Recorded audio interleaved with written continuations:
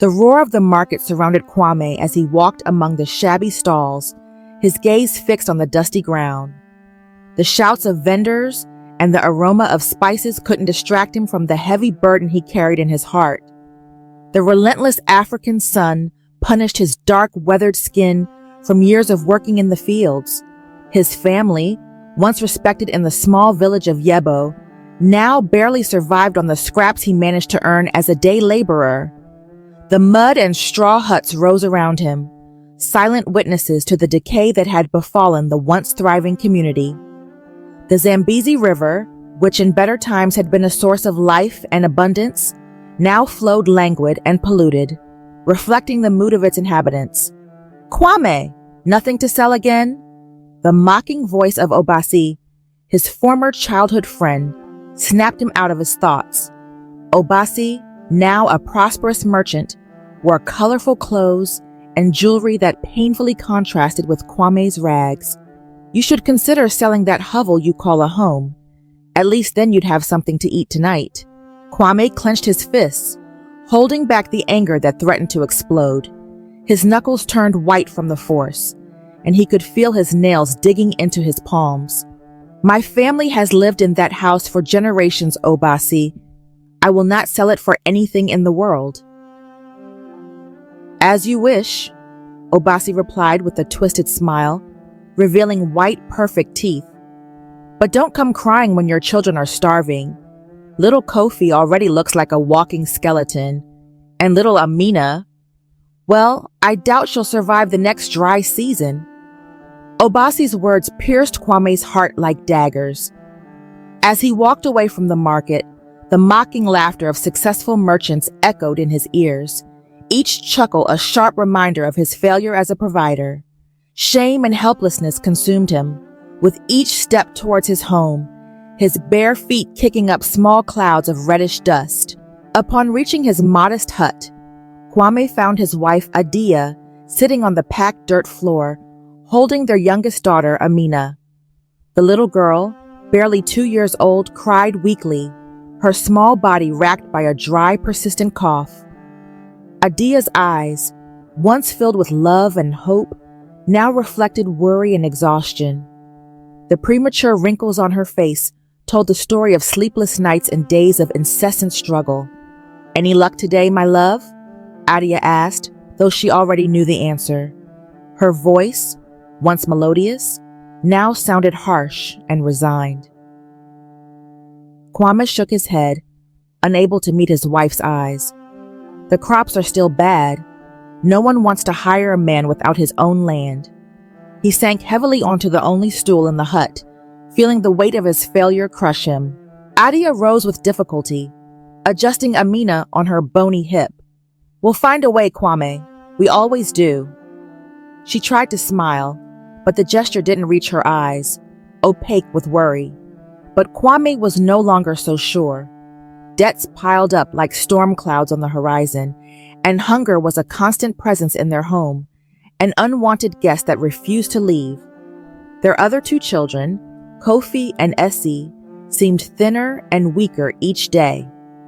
Kofi, 11 years old, no longer had the energy to play with the other village children, and Essie, 8, had stopped attending school to help her mother with household chores. That night, while the family slept on the hard floor of the hut, Kwame slipped out, unable to sleep. The silent cries of Amina and the empty stomachs of his children haunted him like ghosts. He walked to the edge of the village, where the Zambezi River flowed with a force that contrasted with the weakness he felt inside. There, under the silver light of the moon, a figure emerged from the shadows of the ancient trees. Kwame's heart skipped a beat, a mix of fear and hope. "I've been waiting for you, Kwame," said a raspy voice, like the whisper of dry leaves.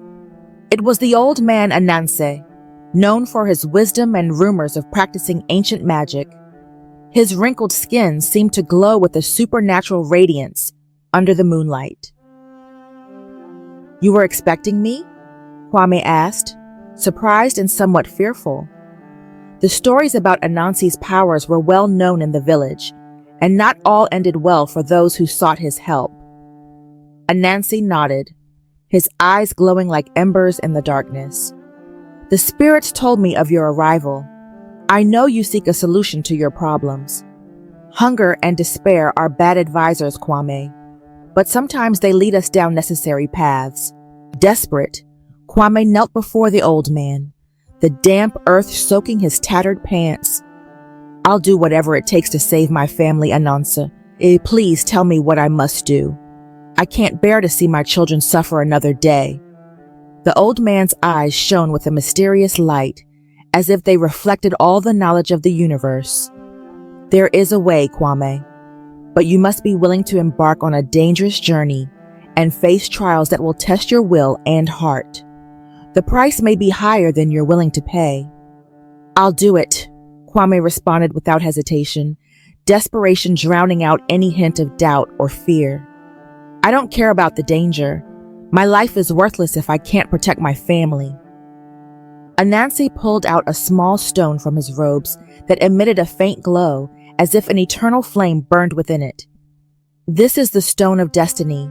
It has passed down through generations, waiting for someone with enough determination to use it. Take it with you to the Cave of Echoes, deep in the jungle. There, the spirits will reveal how to obtain the riches you seek. Kwame extended his hand, feeling the stone's weight in his palm. It was warm to the touch, as if it had a life of its own. Is that all? Just take the stone to the cave? Anansi's expression turned somber. No, Kwame, that's just the beginning. Remember, all power comes with a price. The spirits will demand a sacrifice, and you must be prepared to pay it, whatever it may be.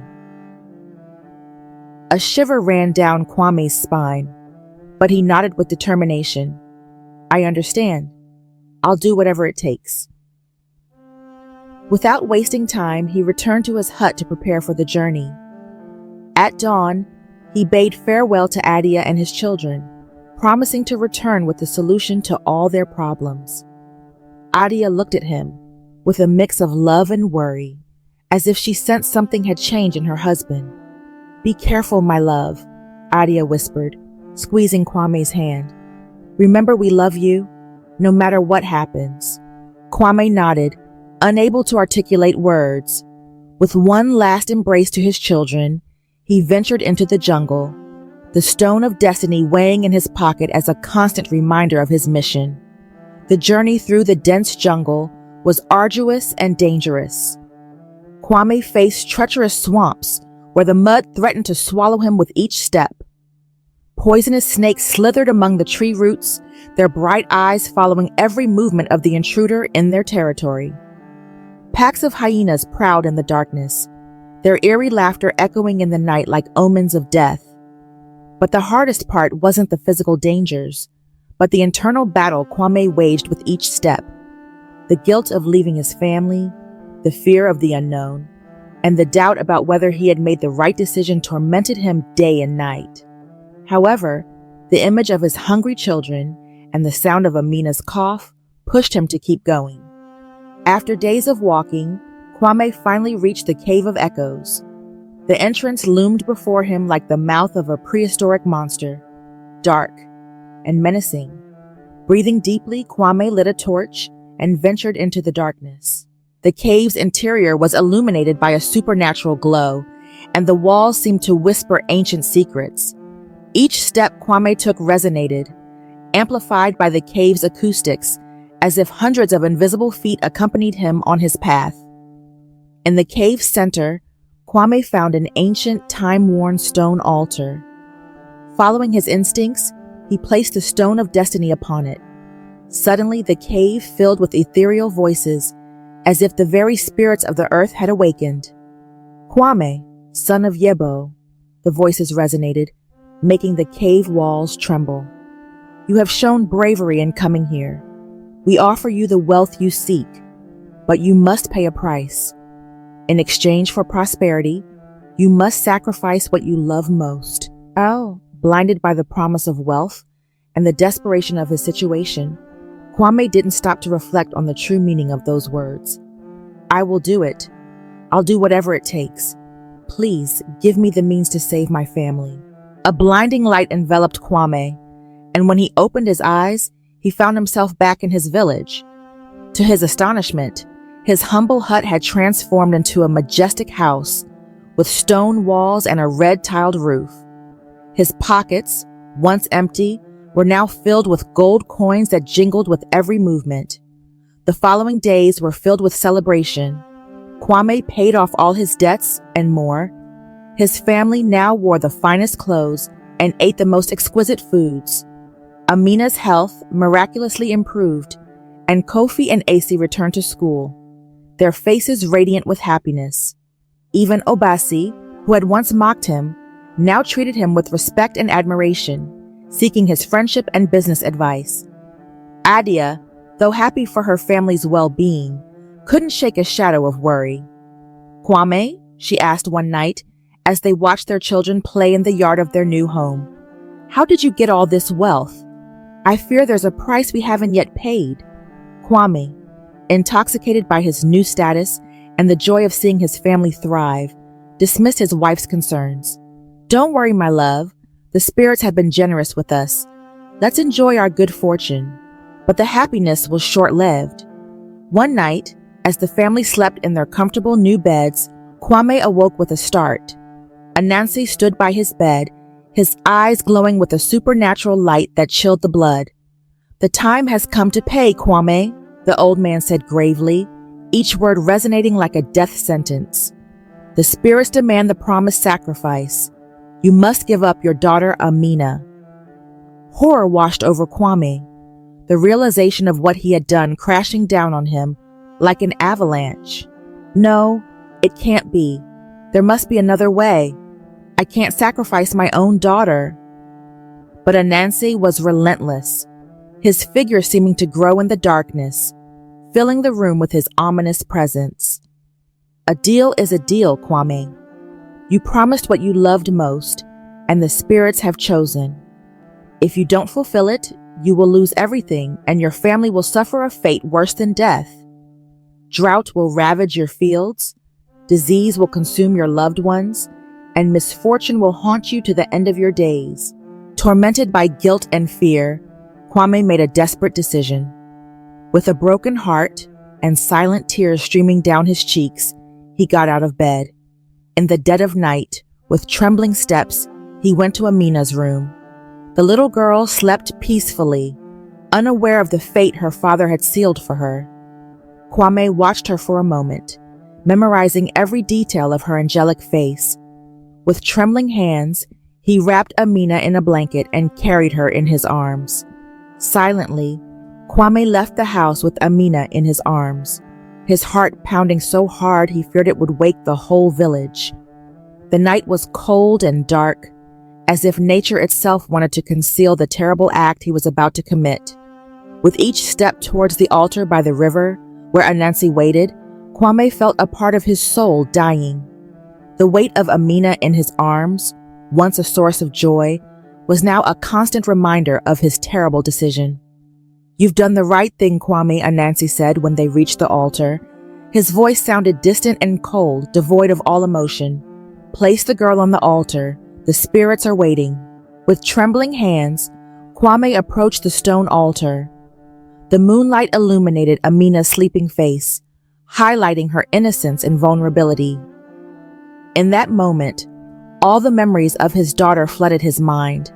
Her first smile, her first steps, the way her little arms clung to him for protection. Kwame was about to place Amina on the altar when a heart-wrenching scream broke the night's silence. "Kwame, no!" It was Adia who had discovered his plan and followed him. Her voice was filled with horror and desperation. "What are you doing? She's our daughter!" Adia ran towards them, her bare feet pounding the ground in desperation, her eyes, filled with tears and terror, fixed on Kwame, seeking an explanation, a reason for this madness. At that moment, as if waking from a trance, Kwame realized the horror of his actions. He looked at his daughter, then at his wife, and finally at the implacable Anansa. The weight of his decision, the magnitude of what he was about to do, hit him with full force. I can't do it, Kwame said, his voice breaking. He hugged Amina tightly, pulling her away from the altar and close to his chest as if wanting to fuse her with his own being. I won't sacrifice my daughter for anything in this world, not for all the wealth, nor for all the power. She is more valuable than any treasure. Adia reached them, wrapping Kwame and Amina in a protective embrace. Their tears mingled as the three clung to each other, as if together they could face any punishment the spirits might impose. Ananse watched the scene with an inscrutable expression. Slowly, a smile began to form on his wrinkled face.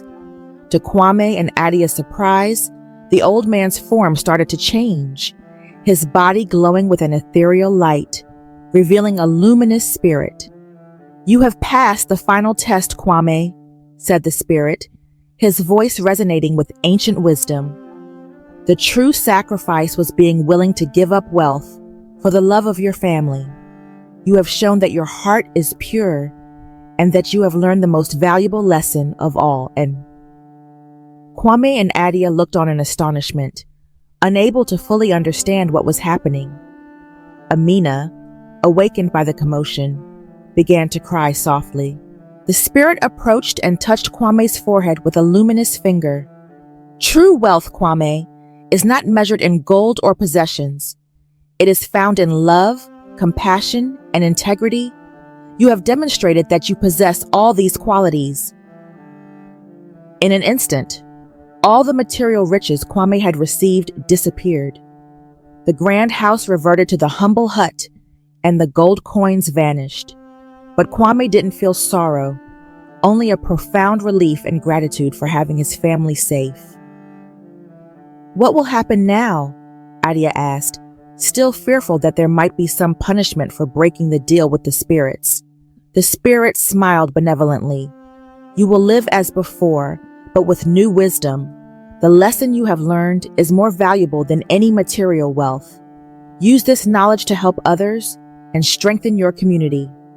With these words, the spirit vanished, leaving the family alone under the starry sky. Kwame, Adia, and Amina embraced, grateful to be together and safe. At dawn, the entire village gathered to hear Kwame's story. Moved by his bravery, his error, and his redemption, the villagers decided to unite to help each other. They understood that Yebo's true wealth was not in gold or possessions, but in the strength of their community and the bonds that united them. Obasi, repentant of his previous behavior, was the first to offer his help. Kwame, he said, his head lowered in shame, I've been a fool to believe that wealth was everything. Will you allow me to work with you in the fields? Together we could make the land fertile again. Kwame, with a new understanding of life and forgiveness, accepted Obasi's offer with a smile.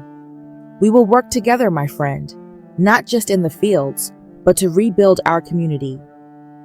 Over time, the village of Yebo prospered, not through material wealth, but through the strength of their unity. The fields once again bore abundant fruit, and the Zambezi River, as if responding to the change in the people's hearts, flowed clean and vigorous once more. Kwame and his family, though never again rich in the traditional sense, found a happiness and peace that no amount of gold could buy. Every night, Kwame watched his children sleep and was grateful for the lesson learned. Amina grew up strong and healthy, without remembering the night she was almost sacrificed, but always feeling a special love for her father, as if deep down she knew how close she had come to losing everything. Kwame's story became a legend in Yebo, passed down from generation to generation, as a reminder that the true value of a person lies not in their possessions, but in the strength of their heart and integrity.